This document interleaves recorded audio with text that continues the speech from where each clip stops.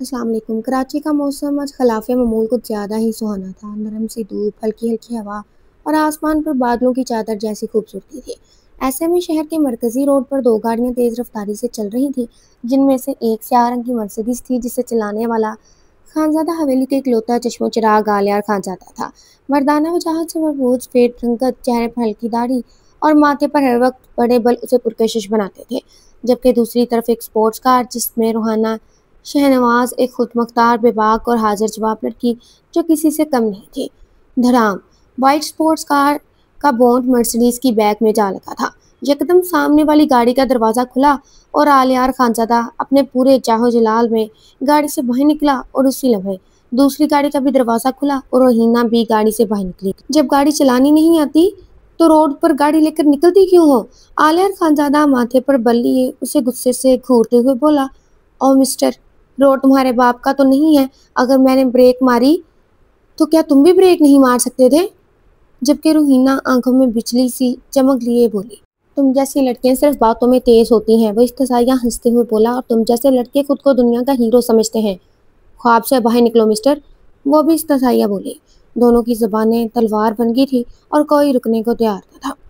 Cafe की lights झिलमिला रही थी, जबकि एक तरफ मेज पर रूहीना अपनी दोस्त के साथ बैठी थी।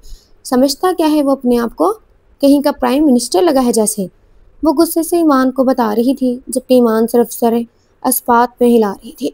उसे कोई दिलचस्पी नहीं थी अपनी दोस्त की इन बातों में। ये कोई नई बात नहीं है रूहीना, तुम लंदन में भी ऐसी हरकतें करती रहती थी। ईमान ने बेजारी से कहा, मैं तुम्हें उस खड़ूस के बारे में बता रही हूँ और तुम मज़े से पास्ता खा रही हो। रोहिना ने पास्ता की प्लेट उसके सामने से उचकते हुए कहा, कितनी बार तुम्हें समझाया है, गाड़ी लेकर मत निकला करो जब तुमसे सही ड्राइविंग ही नहीं होती। तुम्हें क्या लगता है मैं अच्छी ड्राइविंग नहीं करती? अच्छा रोहिना, तुम बता रही थी कि तुम आउटिंग पर जा रही हो छुट्टियों में। ईमान ने उसका ध्यान दूसरी तरफ मबसूल करते हुए कहा। इन दोनों की ना खत्म होने वाली बातें शुरू हो चुकी थी। पेशावर की यखबस्ता हवाओं में और ऊंचे पहाड़ों में आलियार खानजादा की वापसी हुई थी, तकरीबन 3 साल बाद अपने आबाई गांव। इसका इस्तकबाल हवाई फायरिंग से किया गया। गांव में हवेली तकरीबन 15 मिनट की दूरी पर थी। खानजादा हवेली में कदम रखते ही वह सबसे पहले अपनी दादी अम्मो जान से मिला। आ गया हमारा शेर, हम तो तुम्हारी शक्ल देखने को तरस गया था। उसने मुस्कुरा कर उनसे प्यार लिया। पूरे 3 साल बाद तुमने अपना चेहरा दिखाया है। ऐसा भी क्या काम था परदेश में कि तुम परदेश को ही प्यारा हो गया था? तुम्हें अपनी अम्मू जान का याद नहीं आता था? बस अब हवेली के अंदर जा रहे थे कि तभी ये शाल बीबी आलियार की माँ ने आगे बढ़कर उस पर से सदके के बकरे बार कर शाहिदा मलासमा को करीबों में बांटने को कहा। तुम्हारा सफ़र कैसा रहा आलियार खानज़ादा? उसने संजीदगी से जवाब दिया, सफ़र अच्छा रहा, बस अगर वो बदतमीज़ लड़की ना मिलती। कौन सी लड़की आलियार? ये शाल बीबी ने फिक्रमंदी से पूछा। कोई नहीं अम्मा, छोड़े इस बात को। खाना एक अच्छे माहौल में खाया गया और फिर वो आराम की गर्ज से अपने ख्वाबगाह में चला गया। शाहनवाज विला में आज एक नई सुबह का आगाज़ था। जब शाहनवाज साहब अपनी बेगम रसिया के साथ बैठकर नाश्ता कर रहे थे कि रूहीना जमाई लेती हुई डाइनिंग हॉल में दाखिल हुई। Good morning dad. Good morning mom. वो कुर्सी खींचती हुई बैठी और ब्रेड पर बटन लगाने लगी। मुझे आप दोनों से ज़रूरी बात करनी है, शाहनवाज साहब ने तमहीद बांधते हुए कहा। जी डैड कहिए। रोहिना ने ब्रेड का स्लाइस मुंह में डालते हुए सवाल पूछा। तुम्हारी दादी अम्मू जान चाहती हैं कि हम उनसे मिलने खानज़ादा हवेली जाएं, लेकिन हम वहाँ कैसे जा सकते हैं शाहनवाज? आप भूल गए हैं कि 22 साल पहले इस हवेली में हमारे साथ क्या सलूक हुआ? हमें कैसे बेइज्जत करके वहाँ से निकाल दिया गया था? रज़िया बेगम बगैर किसी लगी लिपटी के दिल की बात कहेगी। मुझे सब याद है रज़िया बेगम कि हमें वहाँ से निकाल दिया गया था क्योंकि मैंने इनकी रवायात के ख़िलाफ़ जाकर ख़ानदान से बाहर अपनी पसंद से आपसे शादी की थी। लेकिन मैं क्या कर सकता हूँ, वो मेरी माँ है और बुढ़ापे के इस वक्त में वो मुझे याद कर रही हैं और अपनी पोती से भी मिलना चाहती हैं। शाहनवाज खानज़ादा के चेहरे पर अपनों से मिलने की हसरत थी। ठीक है, आपको जैसा मुनासिब लगे आप वैसा करें, मैं और हिना आपके साथ जाएंगे, रज़िया बेगम ने हामी भरते हुए कहा, जबकि इनके पास बैठी रोहिना कब की जा चुकी थी। آج خانزادہ حویلی کو پھر سے سجایا گیا تھا کیونکہ 22 سال بعد ان کے چھوٹے بیٹے شاہنواز خانزادہ اپنے اہل و عیال کے ساتھ آ رہے تھے۔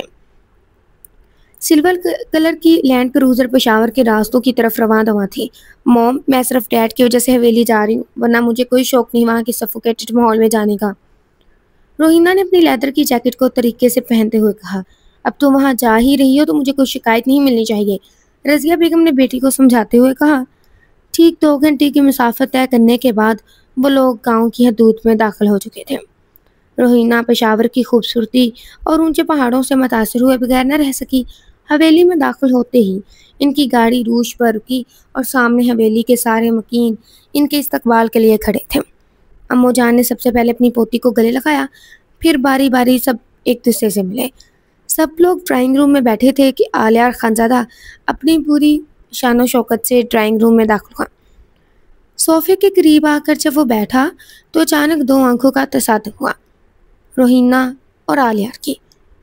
تم؟ روہینہ نے ایک دم صوفے سے اٹھ کر غصے سے کہا، تم یہاں کیا کر رہی ہو بدتمیز لڑکی؟ وہ بھی اچانک غصے میں آیا تھا۔ سب ان دونوں کو دیکھ کر حیران تھے۔ تم ایک دوسرے کو جانتے ہو؟ امو جان نے پوچھا۔ یہ ایک بدتمیز شخص ہے جو آنکھیں کھول کر گاڑی نہیں چلا سکتا۔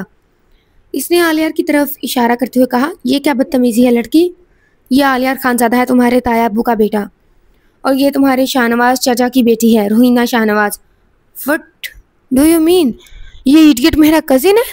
روہینہ نے تمسخرانہ لہجے میں کہا۔ شاہنواز، اپنی بیٹی کو سمجھاؤ، اپنی حد میں رہے، امو جان نے کہا۔ چھوڑے امو جان، یہ لڑکی اپنی زبان سے اپنی تربیت کا بتا رہی ہے، آلیار نے ٹھنڈی لیکن کاٹدار مسکراہٹ کے ساتھ کہا۔ اپنی حد میں رہو آلیار خانزادہ، روہینہ نے چیختے ہوئے کہا۔ تم اپنی اوقات میں رہو لڑکی، کب سے تمہارا لحاظ کر رہا ہوں صرف چچا صاحب کی وجہ سے، لیکن تمہیں عزت راس ہی نہیں۔ آلیار کا غصہ ببل پڑا تھا اور اس نے روہینہ کا ہاتھ پکڑ کر اسے دیوار سے لگا دیا۔ اس پر روہینہ سہم کی تھی۔ اس کی اونچی آواز سن کر اس کی آنکھوں میں خوف تھا۔ شاہنواز صاحب اپنی بیٹی کا ہاتھ اس سے چھڑوا رہے تھے۔ اسے سمجھائیں چچا صاحب کہ خانزادہ حویلی میں رہنے کے کچھ اصول ہیں، اور میں اس علاقے کا سردار ہوں، تو یہ یہاں جتنے بھی دن ہیں اپنی حد میں رہے۔ وہ روہینہ کی آنکھوں میں دیکھ کر کہہ رہا تھا، پھر ایک جھٹکے سے اس کا ہاتھ چھوڑتا وہاں سے چلا گیا۔ اوکے، بتائیے گا کہ آپ کو سٹوری کیسی لگ رہی ہے، کمنٹ میں ہم آپ کی رائے کا انتظار کریں گے پلیز۔ فرسٹ ٹائم ریکارڈ کر رہی ہوں، سیکنڈ ٹائم سوری، تو لازمی بتائیے گا۔ بیٹا تمہیں اسے ڈانٹنا نہیں چاہیے تھا، وہ حویلی میں مہمان ہے، یشال بی بی بیٹے کو سمجھا رہی تھی۔ اماں، وہ نرمی کے قابل ہی نہیں ہے، آپ نہیں جانتی وہ کتنی بدتمیز لڑکی ہے، اس نے یشال بی بی کو بتایا۔ جبکہ دوسری طرف موم، ڈیڈ، میں 1 سیکنڈ بھی یہاں نہیں رک سکتی، مجھے ابھی اور اسی وقت کراچی جانا ہے۔ وہ روتے ہوئے اپنا سامان پیک کر رہی تھی۔ اسے سمجھا دے رضیہ بیگم کہ اب ہم یہیں رہیں گے، جتنا جلدی ہو سکے یہاں ایڈجسٹ ہو جائے۔ شاہنواز صاحب غصے سے کہہ کر کمرے سے نکل گئے تھے، جبکہ پیچھے سے رضیہ بیگم اسے ڈانٹ رہی تھی۔ اگلی صبح آلیار ڈیرے پر جانے کے لیے تیار ہو رہا تھا۔ سیاہ شلوار قمیض پہنے، براؤن شال شانوں پر ڈالے، پاؤں میں پشاوری چپل، ہاتھ میں قیمتی گھڑی، بالوں میں جیل لگا کر سیٹ کیے ہوئے مہنگے پرفیوم میں مہکتا ہوا وہ نیچے اتر رہا تھا کہ آخری سیڑھی پر اس کی ٹکر اس لڑکی سے ہوئی تھی جو کہ اس کی سب سے بڑی دشمن تھی۔ روہینہ کو لگا جیسے اس کا سر کسی چٹان سے ٹکرا گیا ہو۔ اب کی بار وہ خاموش تھی، بلکہ صرف اسے دیکھ رہی تھی۔ چھوڑو مجھے، پہلی بار روہینہ نروس تھی۔ لو، چھوڑ دیا۔ آلیار نے نہ آؤ دیکھا نہ تاؤ، اسے اچانک ہی چھوڑ دیا اور وہ دھڑام سے زمین پر گر گئی۔ روہینہ کے منہ سے چیخ نکلی جبکہ وہ آگے بڑھ گیا۔ تمہیں کیا لگتا ہے آلیار خانزادہ، میں اپنی کل کی انسلٹ بھول گئی ہوں؟ مجھے سب یاد ہے اور میں بدلہ ضرور لیتی ہوں، یہ تو تم جان ہی چکے ہو۔ وہ پلٹا اور روہینہ جو ابھی بھی زمین بوس تھی اس کی جانب جھکا اور تمسخر آمیز انداز میں مسکرایا۔ تمہیں اپنی کل کی بے عزتی بھولنی بھی نہیں چاہیے، اور جہاں تک رہا بدلہ لینے کا سوال تو وہ تم شوق سے لو، نتائج کی ذمہ دار تم خود ہوگی، اتنا تو تم بھی جان گئی ہو ڈیئر کزن۔ وہ واک آؤٹ کر چکا تھا جبکہ روہینہ پیچھے کلس کر رہ گئی تھی۔ وہ سب ڈائننگ ٹیبل پر بیٹھے تھے جب روہینہ بھی داخل ہوئی، کرسی کھینچ کر بیٹھ گئی۔ یہ وقت ہے تمہارا کھانے کی میز پر آنے کا؟ روہینہ نے روحانسی ہو کر اپنے ماں باپ کی طرف دیکھا جو اسے سراسر نظر انداز کر کے، سوری امو جان، اس نے بے چارگی سے کہا، اور یہ کیسا لباس پہنا ہے تم نے؟ تم کو شرم نہیں آتا؟ حویلی کی لڑکیاں ایسا لباس نہیں پہنے تھی۔ زرمینہ، عالیہ کی بہن، اسے کوئی اپنا لباس دو تاکہ یہ بھی حویلی کا لڑکی لگے۔ زرمینہ نے اس بات میں سر ہلایا۔ لیکن امو جان، میں ہمیشہ سے ایسے ہی کپڑے پہنتی ہوں، میں یہاں کے ٹریڈیشنل ڈریسز نہیں پہن سکتی، اس نے روحانسی لہجے میں کہا۔ بس، ہم نے جو کہنا تھا کہہ دیا، اب تم ہمیں ایسے بےہودہ لباس میں نظر نہ آؤ۔ امو جان دو ٹوک فیصلہ سنا کر جا چکی تھی، جبکہ روحینہ کو لگ رہا تھا کہ اس کی زندگی کسی عذاب میں پھنس گئی ہے۔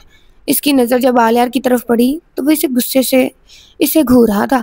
اس وقت روحینہ کا دل چاہا کہ اس کا حسین چہرہ نوچ ڈالے۔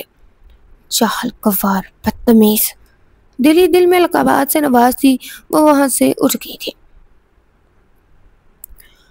دن گزر رہے تھے اور آہستہ آہستہ روحینہ کو سمجھ آ رہا تھا کہ حویلی میں صرف عالیہ اور خانزادہ کا حکم چلتا ہے، تو اس نے یہ طے کر لیا تھا کہ وہ ہر وہ کام کرے گی جس سے اس مغرور شہزادے کو چڑ ہو۔ روحینہ کا آج کا منصوبہ یہ تھا کہ وہ سب کے سامنے مردان خانے میں چلی جائے گی جہاں جانے کی اسے اجازت نہ تھی۔ اسے 100% یقین تھا کہ عالیہ غصے میں آ جائے گا اور اسے حویلی سے نکال دے گا۔ اس منصوبے پر عمل کرتی وہ مردان خانے کی طرف بڑھ گئی جہاں پہلے سے مرد ملازم صفائی میں مصروف تھے، جبکہ عالیہ ابھی تک نہیں آیا تھا۔ عالیہ کب تک آئے گا؟ اس نے ایک ملازم سے پوچھا، جس نے اس کی طرف آنکھ اٹھا کر بھی نہ دیکھا اور اپنے کام میں لگا رہا۔ تھوڑی دیر بعد مرد حضرات آنا شروع ہو گئے۔ حویلی کی لڑکی کو مردان خانے میں دیکھ کر ہر طرف چہمگوئیاں ہونے لگی، جبکہ دوسری طرف سے عالیہ اور خانزادہ پورے کروفر کے ساتھ چلتا ہوا مردان خانے میں داخل ہوا۔ روحینہ پر نظر پڑتے ہی اس کو بے انتہا غصہ آیا۔ وہ لمبے لمبے ڈھک بھرتا اس کے پاس آیا۔ تم یہاں کیا کر رہی ہو؟ روحینہ کو مغربی لباس میں دیکھ کر اسے خود پر قابو رکھنا مشکل ہو رہا تھا۔ کیوں، میں یہاں نہیں آ سکتی؟ پوری حویلی دیکھ چکی ہوں، سوچا یہی سب بھی دیکھ لوں، اس نے نہایت معصومانہ انداز میں جواب دیا۔ حویلی کی عورتیں مردان خانے میں نہیں آتی۔ اس نے ایک ایک لفظ چبا کر ادا کیا۔ کیا مطلب کیا ہے تمہارا؟ اب کی بار روحینہ کی آواز بھی بلند ہوئی تھی۔ میں کہہ رہا ہوں زنان خانے میں جاؤ، ابھی اور اسی وقت۔ اس کی آواز قدرے اونچی تھی۔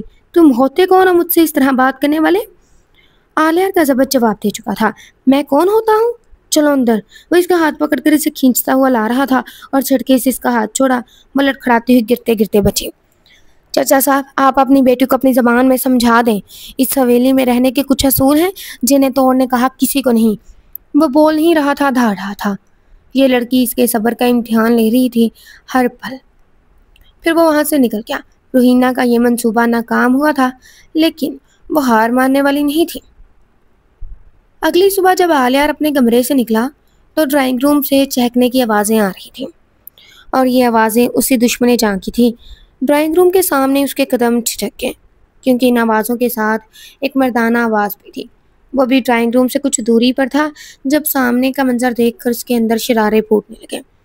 روحینہ رضا کے ہاتھ پر ہاتھ مار کر زور زور سے کہے لگا رہی تھی۔ اچھا ہوا تم آ گئے رضا، جب سے لندن سے آئی ہوں تمہاری شکل نہیں دیکھی۔ وہ عالیہ کی موجودگی کو سرے سے نظر انداز کر گئی تھی۔ میں نے تو آنا ہی تھا ڈارلنگ، رضا نے مسکرا کر جواب دیا۔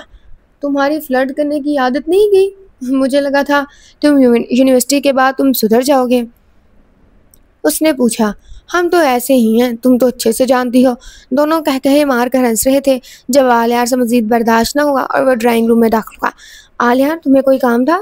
روحینہ نے نہایت معصومانہ انداز میں استفسار کیا، جبکہ عالیہ کی آنکھوں میں غصے کی لہر تھی، جو دیکھ کر روحینہ محسوس ہوئی تھی۔ یہ کون ہے روحینہ؟ تم نے انٹروڈیوس نہیں کروایا، رضا نے سوال کیا۔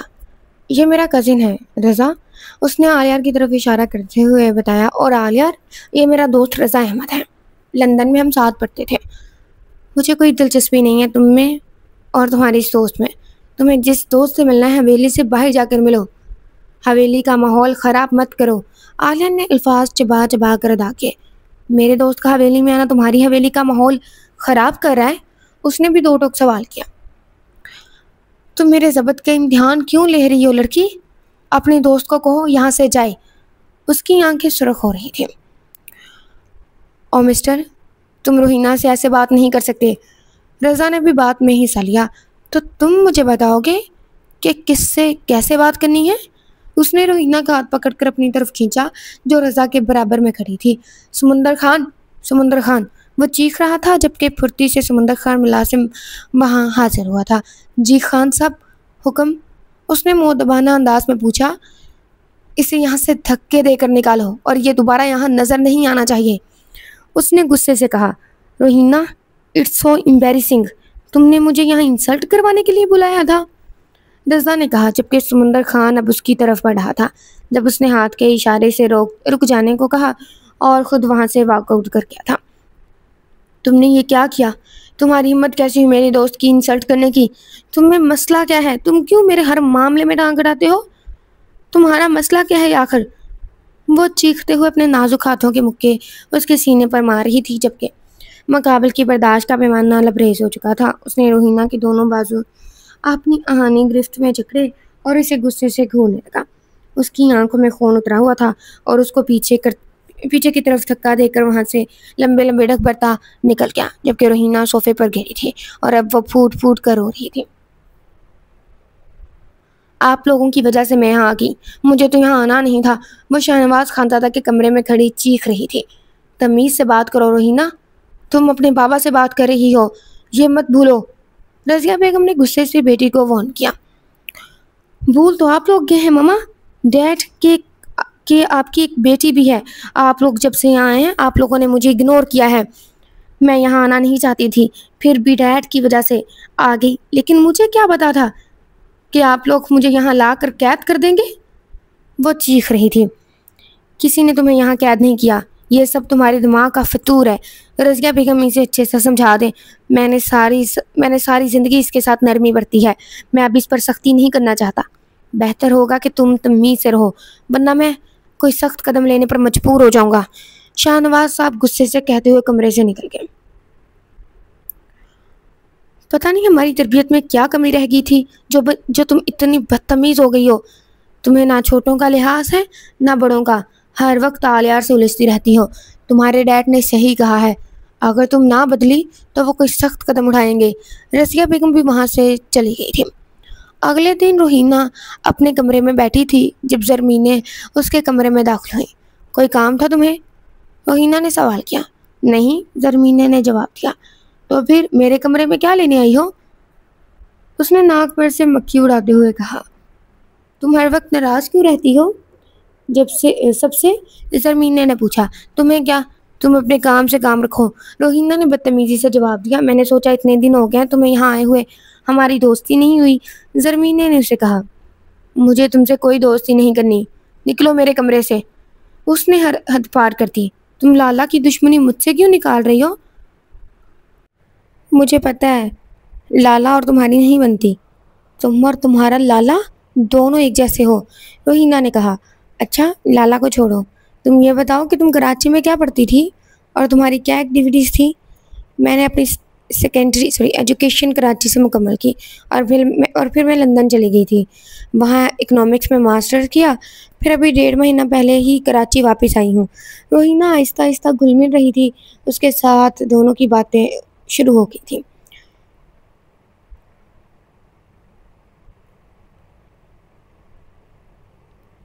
ابھی فرسٹ ٹائم ہے تو سیکھنے میں تھوڑا ٹائم لگے گا، فرسٹ ٹائم نہیں سوری سیکنڈ ٹائم ہے، لیکن یہ سٹارٹنگ ہے تو سیکھنے میں تھوڑا ٹائم لگے گا۔ آہستہ آہستہ اسٹوری بہتر ہوتی جائے گی، اسٹوری تو ویسے بہتر ہے، آہستہ آہستہ ویڈیو بھی بہتر ہوتی جائے گی۔ عالیہ ڈیرے پر بیٹھا تھا کہ جب سمندر خان پیغام لے کر آیا کہ اسے حویلی بلایا جا رہا ہے۔ امو جان اس سے کچھ بات کرنا چاہتی ہیں۔ وہ اب امو جان کے کمرے میں موجود تھا۔ امو جان، آپ نے مجھے یاد کیا؟ عالیہ نے ادب سے پوچھا۔ ہاں میرے بچے بیٹھو، تم سے کچھ بات کرنا تھا۔ ویسے تو یہ بات ہم کو شاہنواز کی موجودگی میں کرنا تھا، لیکن ہم نے سوچا کہ پہلے تم سے بات کر لیں۔ جی کہیے امو جان، ایسی کیا خاص بات ہے جس کے لیے آپ نے مجھے ڈیرے سے بلایا؟ دیکھو بچے، تم اچھے سے جانتا ہے کہ ہم شاہنواز سے پورے 22 سال بعد جا کے ملے ہیں اور ہم چاہتا ہے کہ ہم تمہاری اور روہینہ کی شادی بنانا چاہتا ہے۔ اس لڑکی کے پاؤں بھی حویلی میں ٹک جائیں گے، وہ علاقے کی سردار کا بیوی بن جائے گی تو اس میں بھی تھوڑا سمجھداری آ جائے گی۔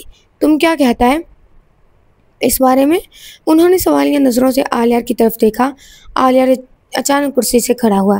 امو جان، آپ نے یہ بات میرے سامنے کر دی اور میں نے سن لی، لیکن آپ کو یہ بات چچا صاحب سے کرنے کی کوئی ضرورت نہیں، کیونکہ میں ہرگز اس بد دماغ لڑکی سے شادی نہیں کر سکتا، اس نے غصے سے کہا۔ لیکن بچے، انہوں نے اسے بیچ میں ٹوکا، بس امو جان، آئندہ اس بارے میں کوئی بات نہیں ہوگی۔ پھر وہ وہاں سے چلا گیا، جبکہ پیچھے امو جان کا چہرہ جیسے بجھ سا گیا۔ اگلے دن روحینہ ایک الگ ضد کے ساتھ شاہ نواز کے سامنے کھڑی تھی۔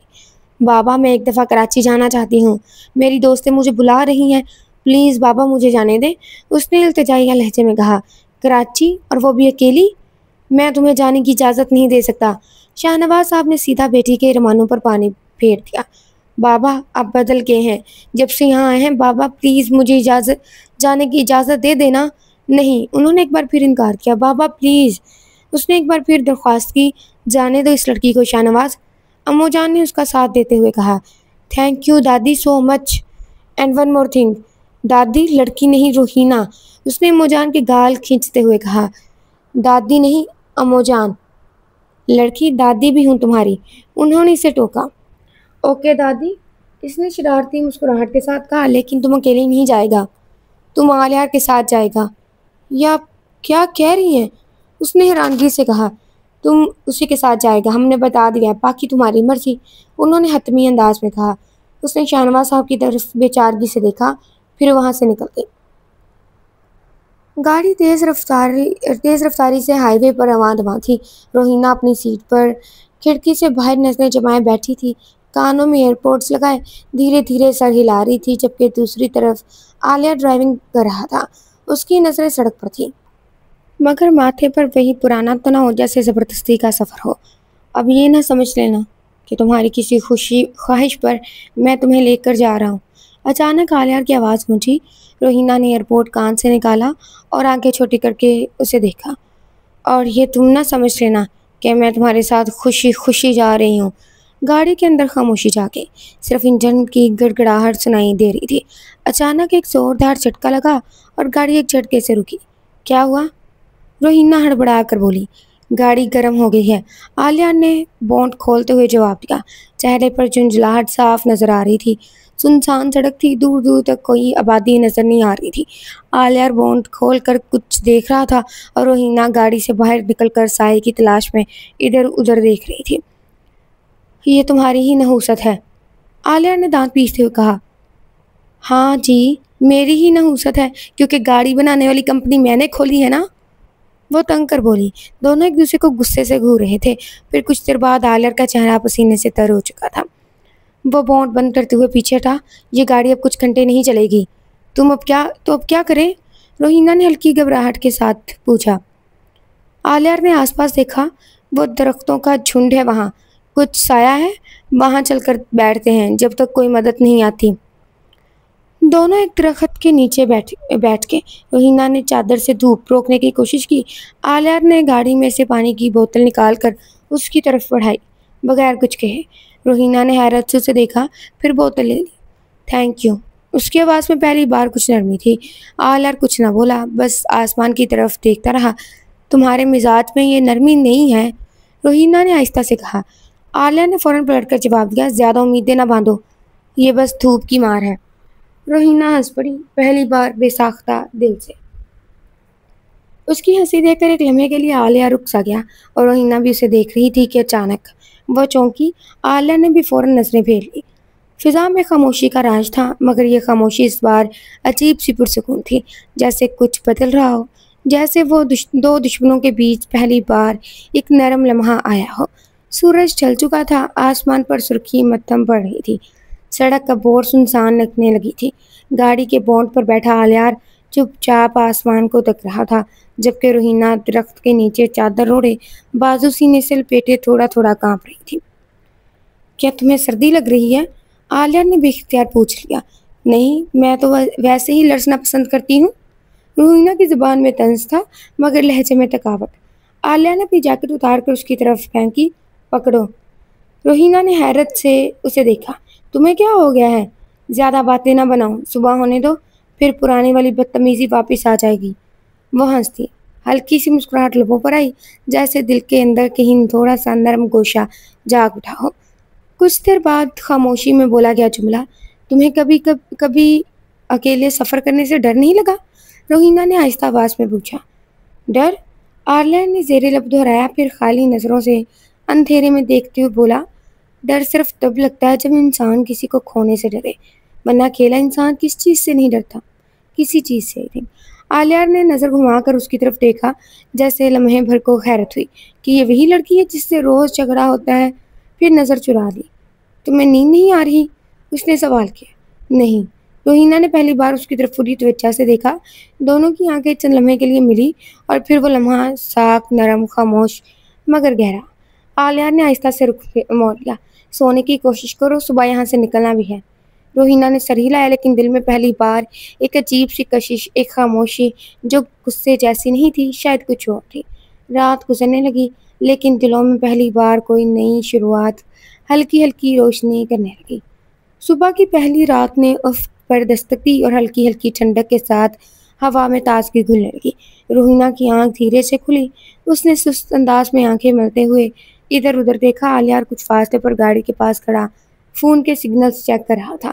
اس کے چہرے پر نیند کی تھکن واضح تھی، مگر آنکھوں میں بے چینی بھی تھی۔ روہینہ آہستگی سے اٹھی، چادر لپیٹتے اس کے قریب آئی۔ کچھ سگنلز ملے؟ نہیں، ابھی تک تو نہیں، وہ مختصر بولا، مگر لہجہ کل رات سے مختلف، تھوڑا نرم تھا۔ چند لمحے خاموشی میں گزرے۔ عجیب رات تھی نا، روہینہ نے مسکرا کر کہا۔ آلیار نے اسے دیکھا، پھر نظریں چرا لی۔ رات کا اثر تھا، دن چڑھتے ہی سب ختم۔ روہینہ نے ہلکی سی ہنسی دبائی۔ تمہیں تو شکر کرنا چاہیے، کم از کم ہم نے پہلی بار لڑائی تو نہیں کی۔ آلیار نے کندھے جھکائے۔ ایسا لمحہ بھی آ سکتا ہے، کبھی سوچا نہ تھا۔ اتنے میں دور کہیں سے گاڑی کے انجن کی آواز آئی۔ دونوں چونکے۔ آلیار نے ہاتھ ہلایا اور کچھ ہی دیر میں ایک پرانی سی جیپ ان کے پاس رکی۔ اندر ایک ادھیڑ عمر کا سان بیٹھا تھا۔ بھائی صاحب، ہمیں قریبی ورک شاپ تک پہنچا سکتے ہیں؟ آلیار نے مؤدبانہ انداز میں پوچھا۔ بیٹھے، میں لے چلتا ہوں۔ آلیار نے روہینہ کو پہلے بیٹھنے کا اشارہ دیا۔ وہ کچھ حیرت سے اسے دیکھتے ہوئے جیپ میں جا بیٹھی۔ راستے میں دونوں خاموش تھے، مگر خاموشی میں وہ کھچاؤ نہیں تھا، کچھ بدلا تھا، کچھ نرم سا، خام سا۔ ورک شاپ پہنچ کر آلیار گاڑی ٹھیک کروانے لگ گیا اور روہینہ آس پاس چکر لگانے لگی۔ جب وہ واپس آئی تو اس نے ایک کپ چائے اور بسکٹ آلیار کے سامنے رکھ دیے۔ یہ کیا ہے؟ امن کا تحفہ، وہ مسکرا دی۔ آلیار نے چائے اٹھائی، کچھ پل اسے دیکھا اور پہلی بار مسکرایا۔ امن کا تحفہ قبول ہے۔ چل لمحے دونوں خاموش رہے، پھر روہینہ نے ہلکی سی آواز میں کہا، پتہ ہے اگر کل کی رات نہ آتی تو شاید مجھے آج کا دن اتنا خاص نہ لگتا۔ دونوں مسکرا دیے اور لمحہ دل میں نرمی، خاموشی اور قربت کی ایک نئی داستان چھوڑ گیا۔ گاڑی اب دوبارہ چل پڑی تھی۔ سورج سر پر آ چکا تھا اور سڑک کے دونوں جانب دوپہری خاموشی چھائی ہوئی تھی۔ روہینہ کھڑکی سے باہر دیکھتے ہوئے بولی، تمہیں پتہ ہے اگر کل رات ہماری گاڑی خراب نہ ہوتی تو میں آج بھی تمہیں نفرت سے دیکھتی، جیسے پہلے دیکھتی آئی تھی۔ آلیار نے ایک نظر اس کی طرف دیکھا، پھر نظریں سڑک پر جما لی۔ نفرت؟ تمہیں لگتا ہے کہ تم اب نفرت نہیں کرتی؟ روہینہ نے گہری سانس لی۔ پتہ نہیں، پر کل رات تم صرف وہ بدتمیز آلیار نہیں لگے جو ہر بات پر تانے دیتا ہے۔ کچھ لمحوں کے لیے جیسے تمہیں میری فکر ہوئی۔ آلیار نے ہلکی مسکراہٹ دبائی۔ تو تمہیں یہ خوشی ہو رہی ہے کہ میں نے تمہیں اپنی جیکٹ دی تھی؟ روہینہ نے آنکھیں گھمائی۔ بات جیکٹ کی نہیں، بات احساس کی ہے۔ کل پہلی بار لگا کہ تم صرف غصے کے تیز نہیں، بلکہ تمہارے پاس دل بھی ہے۔ آلیار نے آہستگی سے کہا، سب کے پاس دل ہوتے ہیں، کچھ اپنے جذبات چھپا لیتے ہیں، کچھ سے دکھا نہیں پاتے۔ روہینہ کی آواز نرم پڑ گئی، اور کچھ صرف دشمنوں کو دکھاتے ہیں۔ آلیار نے سر ہلایا۔ شاید ہم دشمن نہیں رہے۔ روہینہ خاموش ہوگی، جیسے اس جملے کی گہرائی کو محسوس کر رہی ہو۔ کچھ لمحے بعد کراچی کا بورڈ نظر آیا۔ روہینہ نے باہر دیکھا، واپس وہی شہر، مگر اس بار دل میں دوستی لے کر، یا شاید کوئی اور جذبہ۔ آلیار نے دھیرے سے کہا، ہاں شاید یہ سفر صرف راستہ طے کرنے کا نہیں تھا، بلکہ ایک فاصلہ مٹانے کا بھی تھا۔ کراچی کا ہجوم، شور اور سمندر کی خوشبو نے ایک الگ ہی فضا قائم کر رکھی تھی۔ گاڑی جیسے ہی شہر کی حدود میں داخل ہوئی، روہینہ کی آنکھوں میں چمک سی دوڑ گئی۔ آخرکار پہنچ ہی گئے، اس نے شیشے سے باہر جھانکتے ہوئے کہا۔ تو یہ ہے تمہارا خوابوں کا شہر؟ آلیار نے ہنستے ہوئے پوچھا۔ یہ شہر نہیں، میری آزادی ہے۔ روہینہ نے ہاتھ باہر نکال کر ہوا کو محسوس کرتے ہوئے کہا۔ وہ ایک پوش علاقے میں واقع اپنی دوست کے فلیٹ پر پہنچے۔ دروازہ کھلتے ہی روہینہ کی دوست ایمان چیخ مار کر اس سے لپٹ گئی۔ او مائی گاڈ، تم واقعی آ گئی؟ اور یہ کون ہے ساتھ؟ روہینہ نے ہنستے ہوئے پیچھے اشارہ کیا۔ یہ آلیار ہے، لمبی کہانی ہے، کبھی بیٹھ کر سناؤں گی۔ آلیار نے رسمی سا سلام کیا اور روہینہ فوراً اندر گھس گئی۔ जैसे वो अपनी दुनिया में वापस लौट आई हो। कमरे में खुशबू, म्यूजिक और लड़कियों की हंसी गूंज रही थी। ईमान और दूसरी दोस्तों ने गपशप शुरू कर दी, जबकि आलिया अपने किसी ज़रूरी काम से उसे ड्रॉप करके बाहर चला गया था। शाम के वक्त जब वो इसे पिक करने आया तो वो चहकती हुई गेट से बाहर निकल रही थी, जबकि आलिया उसे देखता रह गया। वो दिल को अच्छी क्यों लग रही थी? वो बदतमीज लड़की जिससे वो खुद शादी से इनकार कर चुका था, न जाने क्यों, लेकिन अब वो बुरी नहीं लग रही थी। कुछ देर बाद रोहिना गाड़ी का दरवाज़ा खोलकर बैठ चुकी थी। उसने आलिया के सामने चुटकी बजाई। क्या हुआ? जबकि ही जाके आलिया होश की दुनिया में वापस लौटा। कुछ नहीं, उसने नजरें चुराते कुछ देर नजरें चुराई। कुछ देर दोनों के दरमियान खामोशी छा गई, मगर इस बार खामोशी में कुछ था, कुछ ऐसा जो धीरे धीरे अल्फाज में बदलने लगा था। कल तुम्हें समुंदर दिखाऊंगी, वादा है, रोहिना ने शरारत से कहा। ठीक है, लेकिन ये अनायत किस लिए? मेरा मतलब, तुम तो यहाँ अपनी दुनिया में आई हो, तुम तो मेरे साथ क्यों घूमना चाहती हो? आलिया ने सवाल किया। हाँ, मैं यहाँ अपने दोस्तों के साथ वक्त गुजारने आई थी। बल्कि सच बताऊँ तो यह हवेली से निकलने का बहाना था। लेकिन मुझे मुझे क्या पता था कि अम्मू जान मुझे तुम्हारे साथ भेजेंगी और फिर मेरी तुमसे दोस्ती हो जाएगी। बस हमारी नई दोस्ती के लिए तुम्हारे साथ वक्त गुजारना चाहती हूँ। वैसे भी रोहिना शहनवाज अपने दोस्तों पर जान देती है। तुम्हारा ये अंदाज मैंने अब देखा है, वरना तुम इतनी भी बदतमीज नहीं जितना मैं तुम्हें समझता था। आलिया ने इतराफ़ किया। क्या? अच्छा छोड़ो, ये बताओ अब तुम्हें कहाँ ड्रॉप करना है? घर। ठीक है, तुम्हें घर ड्रॉप करके मैं अपने फ्लैट पे चला जाऊँगा। आलिया ने आगे का लाहे अमल तय तय किया। चलो ठीक है। गाड़ी रास्ते पर रवां दवां थी, जिसमें दो दुश्मने जहां सवार थे। एक नई सुबह हमारी दोस्ती के नाम, रोहिना ने चहकते हुए कहा। वो दोनों सीढ़ियों पर मौजूद थे। दोनों चुपचाप नरम रेत को अपने पैरों के नीचे महसूस कर रहे थे। आज खिलाफे मामूल दोनों का मूड बहुत अच्छा था, जब रोहिना ने अचानक कहा, चलो एक काम करते हैं, हम अपनी अपनी राय देते हैं एक दूसरे के बारे में, कि हम एक दूसरे के बारे में क्या सोचते हैं। रोहिना ने आइडिया दिया। फिर ऐसा ना हो कि हमारी फिर से लड़ाई हो जाए। कल जो दोस्ती हुई आज फिर से दुश्मनी शुरू हो जाए। आलिया ने हंसी दबाते हुए कहा। रोहिना ने आंखें छोटी करते हुए इसे घूरा। अच्छा, अब ऐसे मत घूरो, मुझ जैसे कच्चा चबा जाओगी, आलिया ने डरने की एक्टिंग करते हुए कहा। तो रोहिना हंस पड़ी। आलिया? रोहिना ने हस्तगी से उसे पुकारा। वो इसकी जानिब मुतवज्जा हुआ। दोनों समुंदर के किनारे खड़े थे, जबकि रोहिना समुंदर की तरफ देख रही थी और आलिया अब उसकी तरफ देख रहा था। तुम्हें याद है हमारी पहली मुलाकात? रोहिना ने सवाल किया। हाँ, वो मैं कैसे भूल सकता हूँ। तुमने जंगली बिल्ली की तरह मुझ पर हमला कर दिया था, जबकि तुम्हें अच्छे से पता था कि गलती तुम्हारी थी। उसने लंबी सांस हवा के सुपुर्द की। हाँ, तुम तो ऐसे कह रहे हो जैसे तुम सर झुका के हाथ बांध के मेरी बातें सुन रहे थे। तुमने भी तो मुझे कितनी बातें सुनाई थी, उसने खफकी से कहा। उस वक्त मुझे भी जल्दी थी, मैं कनाडा से पूरे 3 साल बाद हवेली जा रहा था, उसने तफसील बताई। तुम 3 साल कनाडा में क्या कर रहे थे? रोहिना ने सवाल किया। मैंने अपनी एजुकेशन कनाडा से मुकम्मल की है, तो बस उसी सिलसिले में वहाँ था, उसने बताया। अच्छा, अब मैं तुम्हें बताती हूँ कि मैं तुम्हारे बारे में क्या सोचती हूँ। मैं हवेली नहीं आना चाहती थी, लेकिन बाबा काफ़ी अरसे से अपनी फैमिली से नहीं मिले थे, इसलिए मैं मान गई थी। लेकिन मुझे नहीं पता था कि हम वहाँ जाएंगे और बाबा मुस्तकिल वहाँ रुकने का प्लान बना लेंगे। मैं वहाँ नहीं रहना चाहती थी।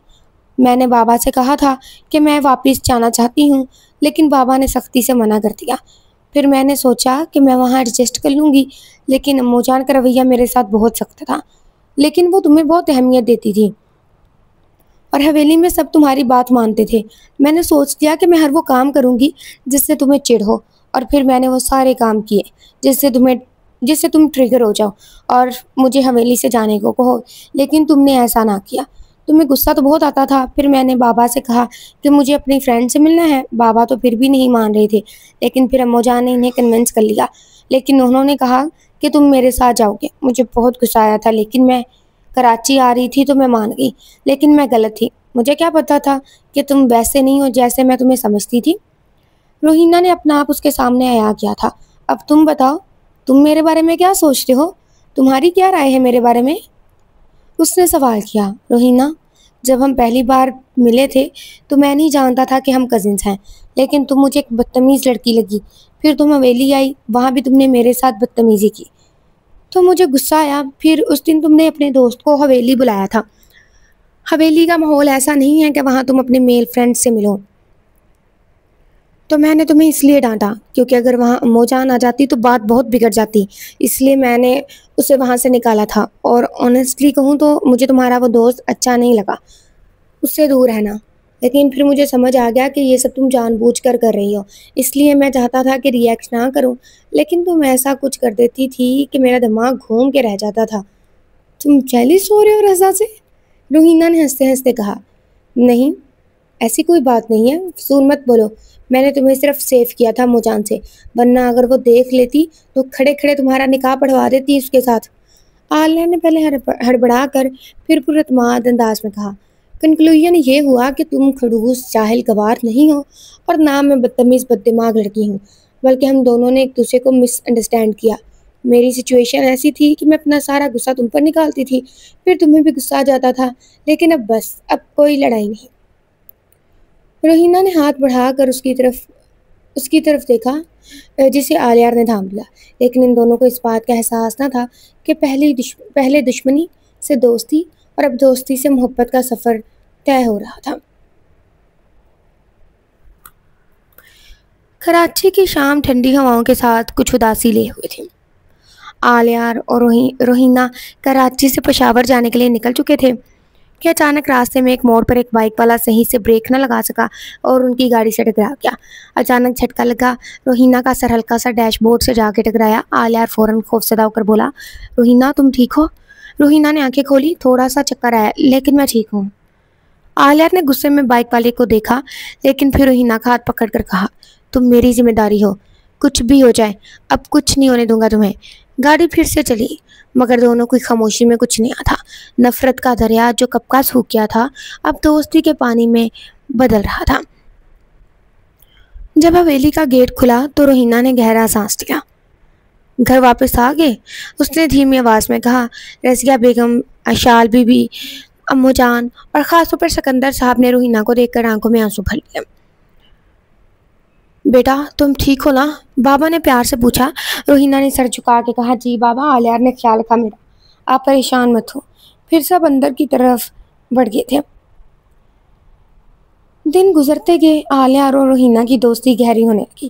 کبھی حویلی کے باغ میں بیٹھ کر باتیں ہوتی، کبھی چائے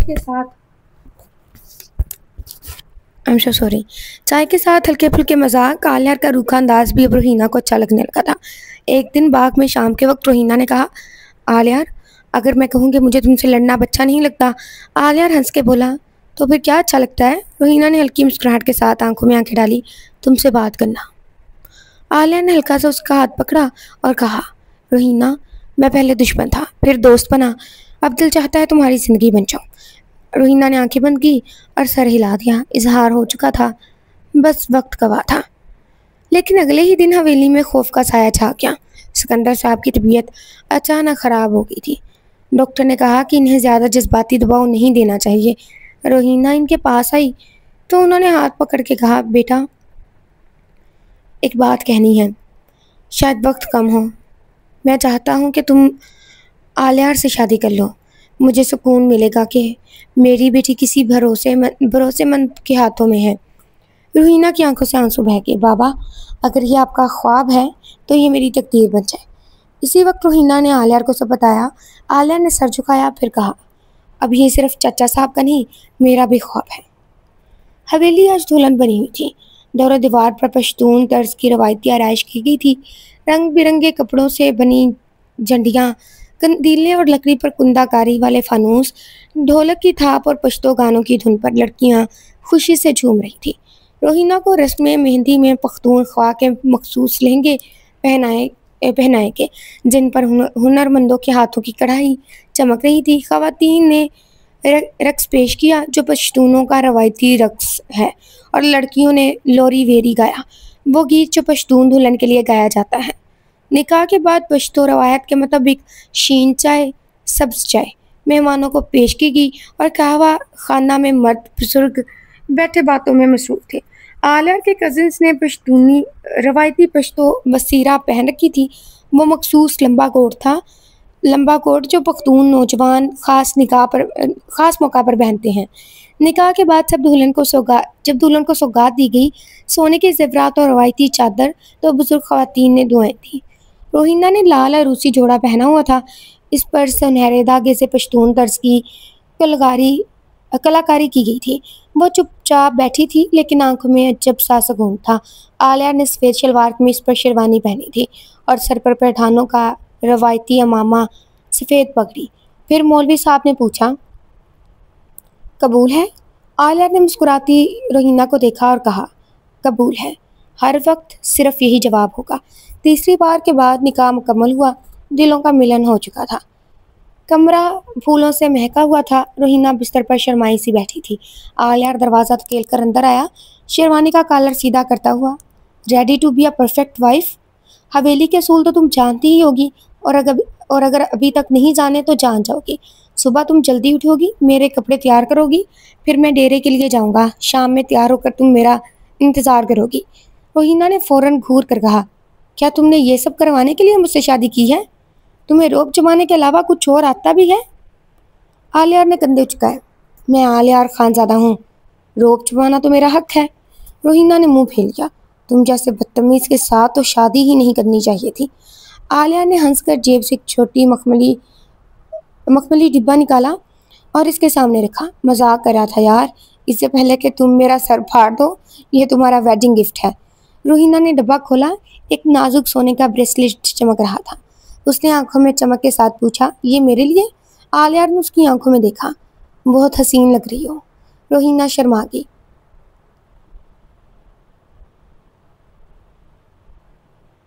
पश्तो में कुछ लिखा हुआ है, लेकिन तर्जुमा भी है। तुम्हारी मुस्कुराहट से मेरी ज़िंदगी रोशन हो गई और तुम्हारी नाराज़गी से मेरा दिल खाली हो गया। मैं वो शख्स हूँ जो तुम्हारे बगैर अधूरा है। Thanks for coming in my life my love. Rohina Sharma गई। कमरा हंसियों से गूंज उठा था। आज नफरत से शुरू हुई कहानी मोहब्बत और मुस्कुराहट के साथ ख़त्म हो रही थी। ख़त्म शुद। सो आप लोगों को स्टोरी कैसी लगी लास्ट में बताइएगा। उम्मीद है कि आपको स्टोरी पसंद आई हो। स्टोरी के मॉरल में ज़्यादा कुछ नहीं, बस ये कहूँगी कि प्लीज़ लोगों को जज मत किया करें जब तक कि आप उनसे अच्छे तरीके से मिल ना लें। आप तब भी उन्हें जज ना करें, लेकिन अगर आप करना चाहें तो प्लीज़ पहले मीटिंग करें, अच्छे से उनसे मिलें, उनके रवैयों को पहचानें, फिर उनके बारे में राय कायम करें। खैर, अपना बहुत सारा ख्याल रखिएगा। हम हैं हिबा, और हिबा शॉर्ट स्टोरी में वापस से मिलेंगे अगली स्टोरी के साथ। अल्लाह हाफिज़।